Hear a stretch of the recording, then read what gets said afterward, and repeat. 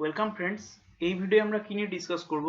এই ভিডিও আমরা Python programming এ কিছু বিল্ট ইন মডিউল নিয়ে আমরা ডিসকাস করব। তো Python programming A built in module generally অনেকগুলো আছে। তো তার মধ্যে আমরা কি নিয়ে ডিসকাস করব? তার মধ্যে আমরা ডিসকাস করব হচ্ছে ম্যাথ মডিউল অ্যান্ড আমরা ডিসকাস করব র্যান্ডম মডিউল। ঠিক আছে, তাহলে math module and random module নিয়ে আমি ডিসকাস করব। ঠিক আছে, তাহলে ম্যাথ মডিউল কি? দি ম্যাথ মডিউল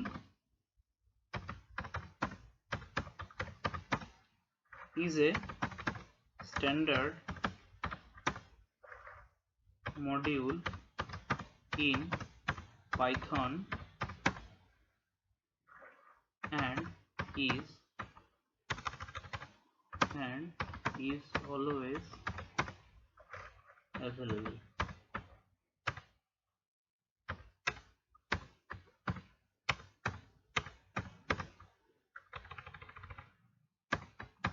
ঠিক আছে, তাহলে পাইথনে আমরা ম্যাথ মডিউল যেটা আছে সেটা অটোমেটিক্যালি অ্যাভেলেবল থাকে। ঠিক আছে, তাহলে আমরা কি করব, এটাকে টু ইউজ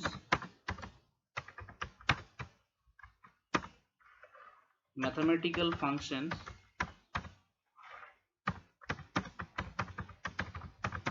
ঠিক আছে under this module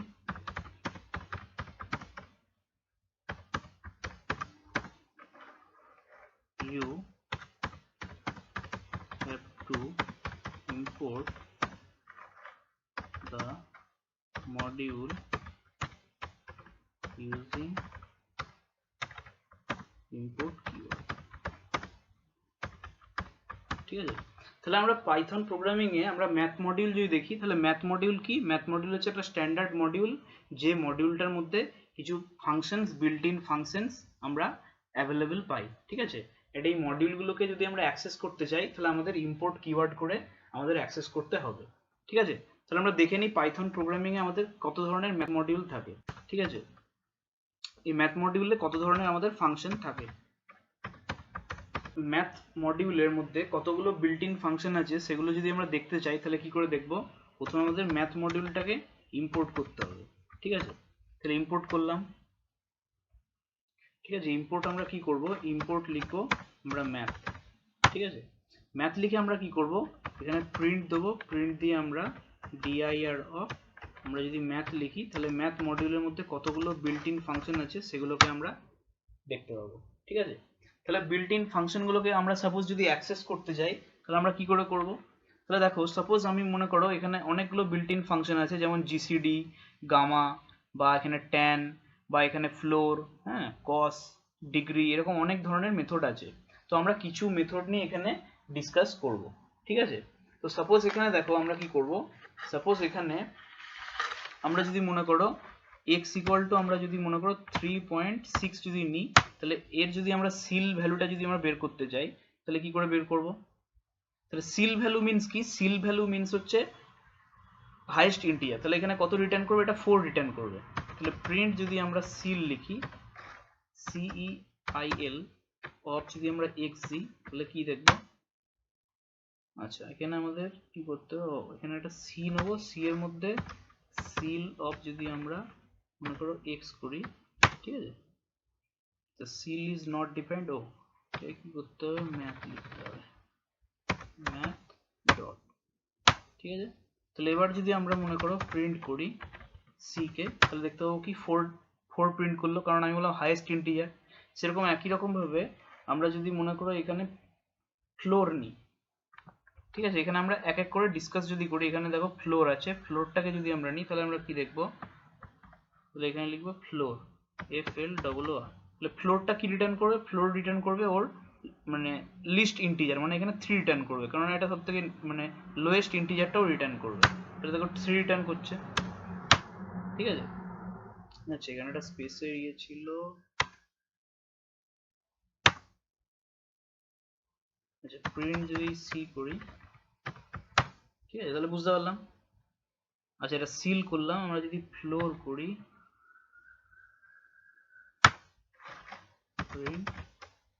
সি করি, তাহলে দেখো লোয়েস্টটা করলো। ঠিক আছে, এরকম ভাবে একই রকম ভাবে আমরা দেখো এখানে অনেকগুলো ফাংশন দেখতে পাই, যেমন এখানে আমরা কি পাই? পাও, পাও আমরা করতে পারি। তাহলে আমাদের সব জায়গায় কিন্তু ম্যাথ লিখতে হবে। এই ম্যাথ কিওয়ার্ডটা যদি আমরা না লিখতে চাই তাহলে আমরা কি লিখবো, ফ্রম, ঠিক আছে, ম্যাথ ইম্পোর্ট স্টার, ঠিক আছে। তাহলে আমরা ডাইরেক্টলি অ্যাক্সেস করতে পারবো। যে পাও অফ যদি মনে করো আমরা ডাইরেক্টলি লিখি 5,2, তাহলে দেখো 25.0 পাচ্ছি, ঠিক আছে, 5 টু দি পাওয়ার। সেরকম একইভাবে SQRT যদি আমরা লিখি, SQRT যদি আমরা মনে করো আমরা 16 লিখি, তাহলে দেখো এখানে আমরা 4.0 পাচ্ছি, ঠিক আছে। তাহলে আমরা যদি ফ্রম কিওয়ার্ড দিয়ে যদি এটাকে আমরা ইম্পোর্ট করি তাহলে আমাদের ডাইরেক্টলি ফাংশনটাকে আমরা অ্যাক্সেস করতে পারছি। কিন্তু আমরা যদি উপরে যদি আমরা ইম্পোর্ট লিখি তাহলে কি হচ্ছে, ফাংশন ডাইরেক্টলি ফাংশন নেম লিখলে হবে না, ফাংশন নেম লিখলে দেখো এখানে এরর দিচ্ছে। তাহলে আমাদের মডিউল নেম, তাহলে আমরা ম্যাথ মডিউল থেকে যেটা নিচ্ছি আর যে ফাংশনটাকে আমরা অ্যাক্সেস করছি সেই ফাংশনের মধ্যে আমরা কিছু আর্গুমেন্ট পাঠিয়ে দিচ্ছি। তাহলে আর্গুমেন্ট পাঠিয়ে দিয়ে আমরা ওটাকে প্রিন্ট করতে পারছি, ঠিক আছে। আচ্ছা, একই রকম ভাবে আমরা ফ্যাক্টোরিয়ালও বের করতে পারি, ফ্যাক্টোরিয়াল, ঠিক আছে। ফ্যাক্টোরিয়াল যদি আমরা মনে করো 5 দিই তাহলে হচ্ছে এটা ম্যাথ মডিউলের মধ্যে অ্যাভেলেবেল আছে। একই রকম ভাবে আমরা জিসিডিও বের করতে পারি। জিসিডি মনে করো দুটো আর্গুমেন্ট দেবো, 12 অ্যান্ড দিলাম মনে করো 13, তাহলে 1 পাবো, তাই তো, 1 পেলাম, ঠিক আছে। এরকম অনেক ধরনের ফাংশন অ্যাভেলেবেল আছে। সেরকম এখানে দেখো এপসাম, গামা, ঠিক আছে, সিল তো দেখলাম। কপি সাইন, কপি সাইনটা আমরা যদি দেখি এখানে কপি এসআই, কপি সাইন যদি আমরা দেখি তাহলে এখানে আমরা যদি 12 দিই এন্ড এখানে যদি -7 দিই তাহলেও কি হবে, দেখো সাইনটা জাস্ট এটা কপি হবে, তাহলে -12 আমাকেও রিটার্ন করবে, ঠিক আছে। তাহলে বুঝতে পারলাম। তাহলে আমরা এরকম ভাবে ডিগ্রিও করতে পারি। ডিগ্রি যে বিল্ট ইন ফাংশনটা আছে, ডিগ্রির মধ্যে সাপোজ আমরা কিছু 12 দিলাম, তার মানে এটা রেডিয়ান ভ্যালু দিলাম, তাহলে আমাকে ডিগ্রিতে রিটার্ন করছে। আচ্ছা, এখানে কিছু প্রবলেম হচ্ছে, ডিগ্রিজ আছে, ঠিক আছে। তারপর যদি আমরা ডিগ্রিজ লিখি এন্ড যদি আমরা এখানে 12 লিখি তাহলে দেখো কি হচ্ছে, এটা রিটার্ন করছে, ঠিক আছে। রেডিয়ান ও আমরা যদি আমরা এখানে কি করলাম, রেডিয়ান ভ্যালু দিলাম, সে ও ডিগ্রি আমাকে রিটার্ন করছে, ঠিক আছে। সেরকম একই রকম ভাবে আমরা রেডিয়ান্সও আছে, রেডিয়ান্স দিয়ে আমরা অ্যাক্সেস করতে পারি, ঠিক আছে। তাহলে বিল্ট ইন মানে পাইথনে যে বিল্ট ইন মডিউল আছে সেটাকে আমরা কি করে ইউজ করব সেটা আমরা বুঝতে পারলাম, ঠিক আছে। এখানে যদি মনে করো আমরা কিছু মনে করো 687.54 যদি দিই তাহলে 12 আমরা কিছু পাবো, 11.99 পেলাম, ঠিক আছে। আচ্ছা, এইটাকে যদি মনে করো আমরা কপি করে দিই তাহলে আমরা 12 পেয়ে যাবো,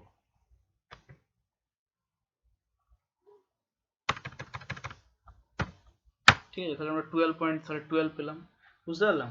সেরকম একই রকম ভাবে আমাদের পাইথন প্রোগ্রামিং এ অনেকগুলো মানে বিল্ট ইন ফাংশনস আছে, মানে ম্যাথ মডিউলের আন্ডারে, এগুলো সব এখানে ডিফাইন আছে, এগুলো তোমরা এক এক করে দেখতে পারো। যে র্যান্ডম মডিউলটা আছে সেই র্যান্ডম মডিউলটাও আমরা দেখবো। তাহলে র্যান্ডম মডিউল কি, Python offers random module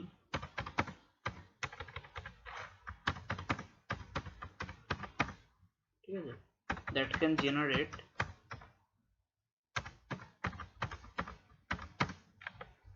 random numbers, ঠিক আছে। কিছু র্যান্ডম নাম্বারকে জেনারেট করার জন্য আমরা র্যান্ডম মডিউল ইউজ করি, ঠিক আছে। তাহলে র্যান্ডম মডিউলের মধ্যে আমরা কি কি বিল্ট ইন ফাংশন পাবো সেগুলো আমরা দেখে নিই। কিছু কিছু বিল্ট ইন ফাংশন যেমন আমরা পাবো র্যান্ডম,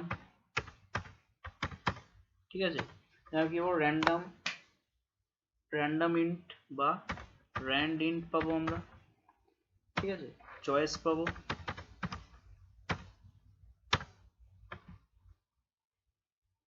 আর কি পাবো, র্যান্ডম রেঞ্জ পাবো, ঠিক আছে। আর কি পাবো, ইউনিফর্ম পাবো, এন্ড কি পাবো আমরা, সাফেল পাবো। এগুলো হচ্ছে র্যান্ডম মডিউলের আন্ডারে, এগুলো হচ্ছে বিল্ট ইন ফাংশন, ঠিক আছে। তাহলে এই বিল্ট ইন ফাংশনটাকে যদি আমরা ইমপ্লিমেন্ট করতে চাই তাহলে আমরা কি করে মানে এগুলো এই মডিউলটাকে আমরা কি করে ইমপ্লিমেন্ট করব আমরা সাপোজ দেখবো। তাহলে এখানে আমরা এটাকে আমরা আগে পাইথন সেলে চলে যাই, ঠিক আছে। তাহলে পাইথন সেলে গিয়ে আমরা এটা বুঝতে পারবো। তাহলে দেখো পাইথন সেলে গিয়ে আমাদের র্যান্ডম মডিউল আমাদের নেওয়ার জন্য আমাদের প্রথমে কি করতে হবে, র্যান্ডম মডিউলের জন্য আমাদের এখানে ফ্রম কিওয়ার্ড লিখতে হবে, ফ্রম, ঠিক আছে, র্যান্ডম ইম্পোর্ট স্টার, ঠিক আছে। তাহলে র্যান্ডম মডিউলের আন্ডারে যতগুলো বিল্ট ইন ফাংশন আছে সেগুলো এখানে হায়ার হয়ে যাবে, ঠিক আছে, ইনক্লুড হয়ে যাবে। তো তাহলে সাপোজ আমরা এক এক করে দেখে নিই। তাহলে মনে করো সাপোজ সি বলে একটা ভেরিয়েবল না, এর মধ্যে আমরা কি করলাম, র্যান্ডম বলে আমরা ফাংশনটাকে রাখলাম। ঠিক আছে, তাহলে র্যান্ডম বলে যদি আমরা ফাংশনটাকে রাখি, আমরা যদি প্রিন্ট করি যদি সি কে, তাহলে আমরা কি দেখবো, কিছু আমরা ফ্র্যাকশনাল ভ্যালু পাবো। ঠিক আছে, সি কে যদি আমরা প্রিন্ট করি তাহলে ফ্র্যাকশনাল ভ্যালু পাবো। ঠিক আছে, তাহলে এটাকে যদি আবার আমরা প্রিন্ট করি একটা ভ্যালু পেলাম। ঠিক আছে, তার মানে এই ভ্যালুটা কি করবে, এই ভ্যালুটা 0 থেকে 1 এর মধ্যে যতগুলো ভ্যালু পাবো সেগুলোকে আমরা এখানে দেখতে পাবো। ঠিক আছে, এই র্যান্ডম ফাংশনটা generally face recognition, speech recognition বা ইউজেজ ইন ফাজি লজিকে আমরা এই র্যান্ডম ফাংশনটা আমরা বেসিক্যালি ইউজ করি। ঠিক আছে, এরপর আমরা কি দেখবো, এরপর আমরা দেখবো র্যান্ডম বা র্যান্ড ইন্ট বলে যে ফাংশনটা আছে, সেই ফাংশনটাকে আমরা দেখবো। এখানে আমরা দেবো দুটো আর্গুমেন্ট দেবো, 1, একটা 6 দিলাম। ঠিক আছে, তাহলে এটা কি করবে, এটা ও 1 থেকে 6 এর মধ্যে যে কোনো ভ্যালু ও র্যান্ডমলি জেনারেট করবে। ঠিক আছে, দেখো প্রথমবার 4 করলো, দেন আবার যদি করি 4, আচ্ছা এখানে ও 4ই করছে, তার মানে এটা কি র্যান্ডমলি ও কিছু নাম্বার জেনারেট করছে। সাপোজ এটাকে যদি আমরা চেঞ্জ করে দিই, ঠিক আছে, র্যান্ডিন ফাংশনটাকে এটাকে যদি আমরা চেঞ্জ করে দিই, তাহলে ও কি করবে, কিছু র্যান্ডম, এখানে যদি আমরা 2, 3 দিয়ে দিই, তাহলে ও কিছু প্রিন্ট, যদি আমরা 3 দিই তাহলে 3 থেকে 6 এর মধ্যে যে কোনো র্যান্ডম ভ্যালু ও আমাকে রিটার্ন করবে। ঠিক আছে, কারণ এটা সবসময় কি করবে, র্যান্ডিন বলে যে ফাংশনটা আছে, এই ফাংশনটা সবসময় তোমাকে একটা ইন্টিজার ভ্যালু রিটার্ন করবে। ঠিক আছে, আচ্ছা এরপর আমরা কি করবো, এরপর আমরা একটা ফাংশন দেবো সি, সাপোজ এখানে আমরা লিখবো x ইকুয়াল টু র্যান্ডম, ঠিক আছে, ইনটু আমরা কি করলাম, সাপোজ এখানে আমরা 3 দিয়ে দিলাম। ঠিক আছে, তাহলে কি করবে, 0 থেকে 3 এর মধ্যে যতগুলো তোমার র্যান্ডম মানে ভ্যালু আছে সেগুলোকেও র্যান্ডমলি জেনারেট করবে। সাপোজ এসকে যদি আমরা প্রিন্ট করি, তাহলে দেখো 0 থেকে 3 এর মধ্যে যত ভ্যালু আছে সেগুলোকেও রিপ্রেজেন্ট করবে, মানে এখানে ফ্র্যাকশন ভ্যালুও করতে পারে। ঠিক আছে, তাহলে বুঝতে পারলে।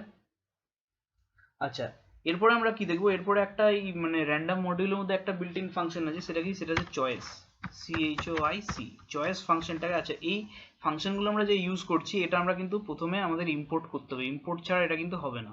যদি আমরা ফ্রম কিওয়ার্ড দিয়ে ইম্পোর্ট করি তাহলে আমরা ডাইরেক্টলি এখানে ইয়ে করতে পারছি, ডাইরেক্টলি আমরা অ্যাক্সেস করতে পারছি। কিন্তু আমরা যদি এখানে শুধু ইম্পোর্ট কিওয়ার্ড লিখি তাহলে আমাদের র্যান্ডম ডট করে সব জায়গায় লিখতে হবে। ঠিক আছে, তাহলে এই চয়েস ফাংশনটা জেনারেলি একটা টাপল বা লিস্ট বা কোনো একটা সেট আমরা ইউজ করতে পারি, আমরা এখানে লিস্টই নিচ্ছি, তাহলে ও লিস্ট থেকে র্যান্ডমলি ভ্যালু ও আমাকে প্রিন্ট করে দেবে। ঠিক আছে, যদি নিই প্রিন্ট যদি মনে করো আমরা সি করি, তাহলে র্যান্ডমলি ও ভ্যালু তুললো, 45 তুললো। ঠিক আছে, তাহলে বুঝতে পারলাম, তাহলে এটা চয়েস মেথডটা আমরা র্যান্ডম মডিউলের মধ্যে আমরা ডিফাইন করে ওটাকে আমরা ইউজ করতে পারি। ঠিক আছে, আচ্ছা এরপরে আমরা কি দেখবো, এরপরে আমরা একটা ফাংশন দেখবো, সেটা কি, সেটা হচ্ছে র্যান্ডম রেঞ্জ। ঠিক আছে, র্যান্ডম রেঞ্জের মধ্যে আমরা কি করব, আমরা প্রথমে আমরা স্টার্টিং ভ্যালু দেবো, দেন আমরা 34 দিলাম, দেন আমরা স্টেপটা দিলাম। এটা সেই ফর লুপের মধ্যে যেমন starting value, end value and স্টেপটা।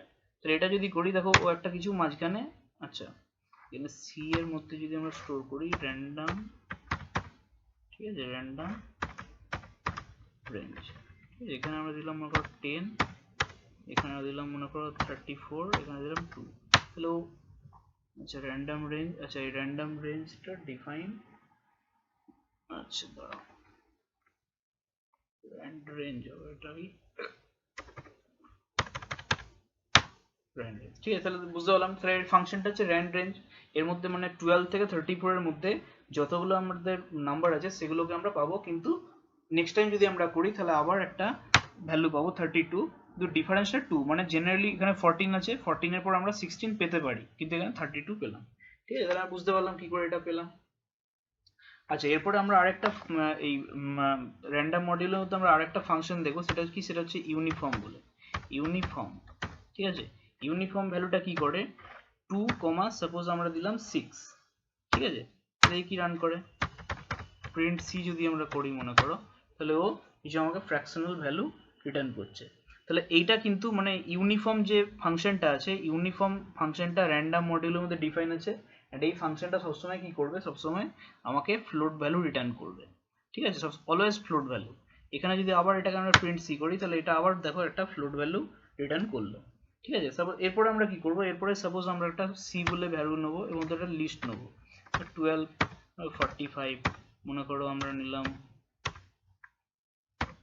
67, ঠিক আছে 10 নিলাম, ঠিক আছে।